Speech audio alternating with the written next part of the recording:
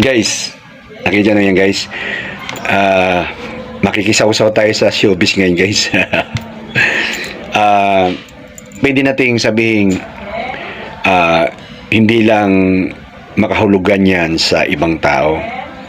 Pero kung titingnan nyo yung issue guys, malalim yan guys at malaking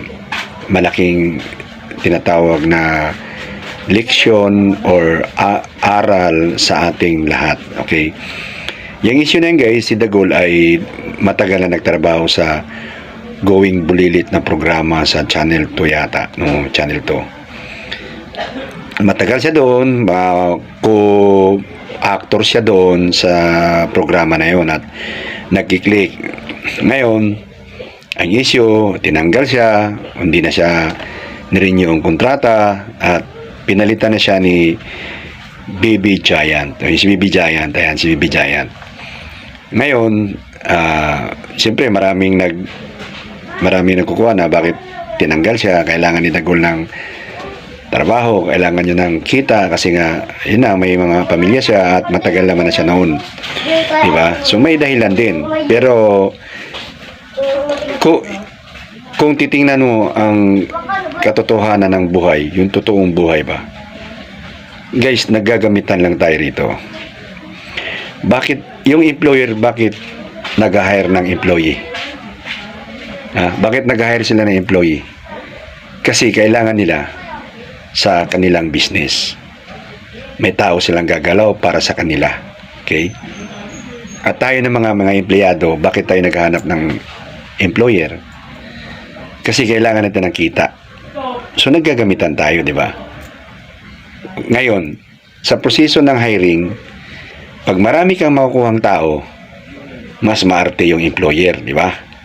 Kukunin nila yung pinaka-the best na applicant. Yung katotohanan ng buhay guys, pinaka-the best na applicant, kasi the more na the best ang applicant nakuha nila, the most na kikita sila o kaya gaganda ang takbo ng negosyo nila kasi ang mga trabador na nakuha, mga empleyado nakuha nila ay mga first class, di ba? Kaysa naman pupunta ka sa mga aplikante na, di ba, tika-tika lang. Kaya nga kadalasan hinahanap ng mga employer ay tinatawag na may experience. Kasi bakit? Lesser ang expenses ng employer para mag-conduct sila ng mga training or orientation regarding sa trabaho. Kaya kung eksperensyado yung taong kukunin mo, wala kang problema wala kang halos na problema. Ganon din tayo mga empleyado, mga naghahanap ng trabaho. The more na marami tayong experiences, the more na naghahanap tayo ng malaking pasweldo para sa atin. O di ba? Naggagamitan lang talaga tayo, di ba? Yun ang katotohanan ng buhay kasi. So ngayon dito tayo sa kay Dagol. Okay. Inom tayo muna. Si Dagol nung panahon na medyo bata-bata si Dagol, siya yung tinatawag na apple in the eye. Kumbaga siya yung may sikat, yung kuan ba? Siya yung may tinatawag na catching eye sa mga manonood dahil doon sa kanyang physical na anyo, di ba? So, benta siya. So, pag benta siya, kailangan siya ng production, nakakahatak siya ng mga audience. Dito tayo sa showbiz guys na issue, nakakahatak siya ng audience, natural kukunin siya. Kasi, mabenta yung kanyang dating pa di ba? So, si Dagol naman, in return, dahil mabenta siya, kinuha siya, may matatanggap siyang sweldo. Di ba? May matatanggap siyang talent fee doon sa production ng Going Bulilit. Okay, di ba? So, yun yung exchange ng dalawa. Di ba? Exchange ng dalawa. Ngayon guys, nagpalit na ng panahon. Nagpalit na ng panahon guys, Nagbago na. Yung mga Going Bulilit na kasabayan ni Dagol ay mga dalaga na. Siguro sila ni Catherine Bernardino, yung asawa ni Coco Martin, sino ba yun? Tsaka yung si Andrea Brillantes, yan yata yung mga Going Bulilit sa noon So naglakihan na yon, nagpalit na ng nagpalit na, gumulong na yung panahon. At iba na ang timpla ng tao. At may nagsusulputan ng iba naman. Dito na papasok si Baby Giant. O so ibig sabihin, yung time ni Dagol ay tapos na. Kahit ipagpilitan mo man siyang ilagay doon, ay magiging hassle lang yun sa production. Especially sa edad niya at sa kanyang physical na condition ngayon, na hindi na kasing tinatawag na, hindi na kasing liksi nung medyo kabataan niya, at nawala na rin yung tinatawag na kanyang aura sa mga tao. So kung ikaw production, anong gagawin mo? Kukuha ka ngayon ng bago, which is ang umuusok ngayon ay ang Baby Giant na. Okay? So anong moral lesson sa kwento na yan kay Dagol at kay Baby Giant? Ang moral lesson dyan, ang panahon ay nagbabago. Hindi sa atin, hindi lahat ng panahon ng time ay atin. Nagpapalit tayo, guys. Kaya nga dapat, habang ikaw ay mainit pa, ikaw ay kumikita ka pa ng malaki, maganda pa yung pangalan mo, doon papasok yung tinatawag na marunong kang humawak ng pera. Di ba? Habang marami kang pera, doon papasok yung marunong kang mag-invest. Para pag bumaba na yung iyong time, ay yung investment mo, yun ang magtatrabaho para na sa'yo. Kasi hindi mo na kaya, o kaya, kung sipol ka na lang, di ba? Hindi yung, kahit nakikita ko yung mga matatanda ba, sa kalsada, gusto mo man tulungan lahat, pero hindi mo matulungan.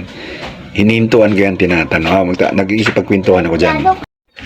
Alright guys, may mga matatanda ako nakikita at tinatanong ko, Nay, ilang taong ka na? 70, minsan pa nga 80. Nagbibenta sila sa tabing kalsada.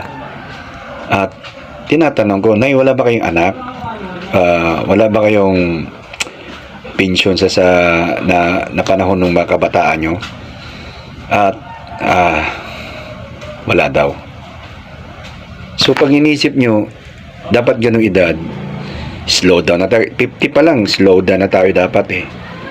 Slow down na tayo at namnamin na lang natin yung buhay. Kasi bonus na lang yung matitira natin na hanggang 80 tayo.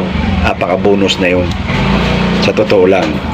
So nakakalungkot guys, na makikita mong nagtatrabaho pa rin ang ganong mga edad. Okay lang sana kung ang trabaho ay managing na lang.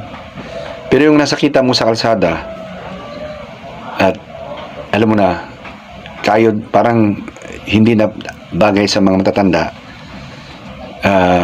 nakakalungkot kasi hanggang sa pagtanda kumakayod pa rin. Kaya sana sa video na to ma-realize ng mga kabataan na habang malakas pa, habang maganda pa ang takbo ng kita, marunong tayong magsubi at mag-invest ng pera para pagdating ng medyo dapit hapon natin ay meron tayong kahit papaano ay kumbaga pang survive. Ayot sa gusto natin guys, yung edad nating 70, bonus na yon. Iilan na lang nakakarating doon. Tapos pag edad na 99, edad tayo 80, super bonus na yun guys. Talagang bilang na lang talaga sa daliri ang nakakarating, nakakaabot doon. Tapos mula nung kabataan mo hanggang sa pagtanda mo, ang hinarap mong buhay ay stress na lang. Stress na lang, ganon.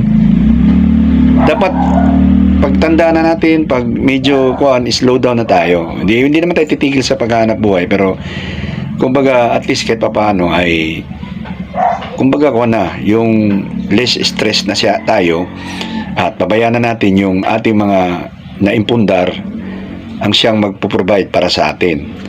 Siyempre maganda na yung, di ba, may pensyon tayo. Bakit wala kang pensyon? Kasi hindi ka naghuhulog ng SS, hindi ka naghuhulog ng mga GSIS o hindi ka nagkuhan, di ba? Ang SSS, hindi ko naman pinopromote yan, di ba? Maganda yan, pang-alalay sa atin. Okay guys, moral of story guys, hindi lahat ng panahon ay atin. Okay, so kailangan nating maghanda pag lumubog na tayo, di ba? Hindi tayo ngayon sikat ka, ngayon malakas ang katawan mo, parang basketballista, boxing, di ba? Time nila, malakas sila, walang nakakatalo sa kanila sa basketball, walang nakaka-block sa kanila. Pero darating ang panahon na may batang sisibol at lalagpas sa kakayahan nila. Ganun yun. Ganun yung issue kay Dagol. Okay guys, I hope na nakikits nyo guys. So, kuhan tayo ha. Handaan natin yung bukas.